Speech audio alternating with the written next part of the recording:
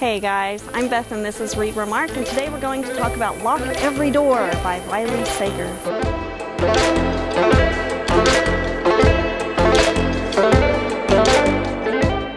Thank you guys so much for bearing with me while I was on a self-imposed hiatus these last couple months.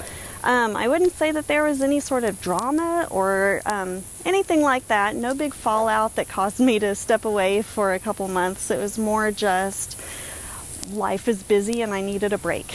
Needed something to give, so this had to give for a couple months. But now I'm just so excited to come back and talk about books that I just want to talk nonstop. So today I want to talk about Lock Every Door by Riley Sager. It follows a young woman named Jules. She is really down and out in so many ways. She just caught her boyfriend cheating and moved out from living with him. She just lost her job. She is an orphan. She has no parents. Her parents are both dead. No siblings. All she has in the world is one good friend, but the friend is going overseas to just go on a trip with her boyfriend. So Jules is desperate to find something, some kind of income and a place to live. She finds the perfect opportunity at this opulent apartment. Apparently they are in need of house sitters because they don't like for the opulent apartments to sit vacant because it doesn't give a good look for potential buyers, and also it's just better to have your stuff occupied. So she gets offered this exorbitant amount of money to live there, but she has to abide by these very strict rules. She has to stay there every single night. She cannot go out or stay anywhere else.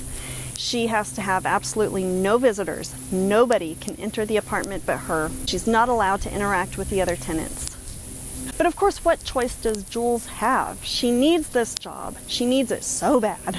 She needs a place to live.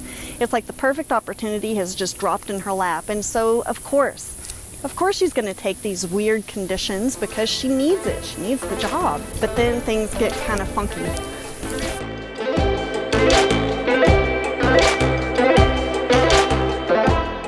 So there are a couple of clues right off the bat that you know that things are going to get thrilling and weird. Number one, it's a Riley Sager book, and that is how his books tend to go. Things get weird. Number two is that there are just all these weird conditions. It's this opulent apartment, but it is spooky. She starts right away to hear things that go bump in the night. She feels this presence in the apartment, even though she has locked every door, just as the title tells her to do. The thrills and chills just stack right up. There are a couple of other house sitters in the apartment building as well, and she starts to befriend one of them, but then that person mysteriously disappears. So even though she had said at the very outset to this very strict woman who is looking to employ her, she told the woman, "No, I'm not curious at all. I just keep to myself. I don't ask questions, I don't bother people." She went against all of that, pretty much right off the bat. She immediately starts bothering the other tenants. She immediately starts asking questions, and she's like a bulldog that just won't let up because she wants to get to the bottom of it. There were a few points in the story where I said to myself, I probably would have just called it a day and backed off at that point. Because every move she makes, she is jeopardizing her job and her very, very livelihood. There are a lot of red herrings in this story, a lot of different directions that it could take. A lot of things that make you think it could be one thing when actually it's something really, really different.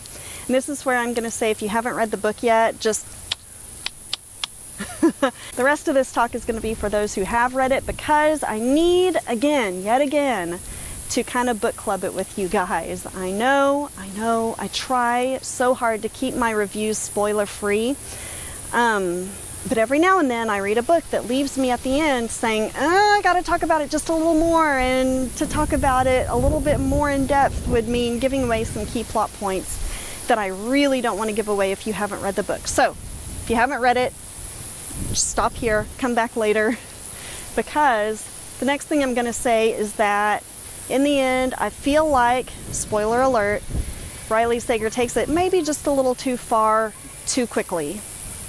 Here's what I mean by that. When you watch movies like Rosemary's Baby or Hereditary, and things take a turn into the very, very dark, you kind of expect it from the very beginning. Well, you don't expect it, but it's not so shocking or so out of place because you've seen things go funky very gradually. Things get darker and darker, and there are all these sort of fever dreamish kinds of things that happen, and so the turn, while shocking, is not completely out of place. I feel that the turn here was both shocking and out of place. There were some things that happened near the end of the book that I was like, because it's like we were going maybe about 40 miles an hour this way, and then all of a sudden took a really sharp turn into like completely out of nowheresville, and then sped right into it with no preamble. It just seemed kind of out of place. However, I still liked the book. So, entertaining, yes. Did I like it? Yeah, a lot. It's kind of weird though. Kind of weird, and usually I like weird. Maybe weird in a way that didn't quite flow as much as Riley's other books do. Yeah, obviously I'm still kind of thinking on this one. So I'm conflicted about the ending. I still think it was clever, but it just seems so abrupt. The book didn't really lead to that. The book didn't go dark enough in the beginning stages to really justify that. Yeah, it wasn't quite dark enough. Yeah, okay. I'm going to stop thinking about this in circles and wrap it up. Thanks again for bearing with me. Thanks again for being here for my video back. And I look forward to seeing you all next week. Talk to you later. Bye.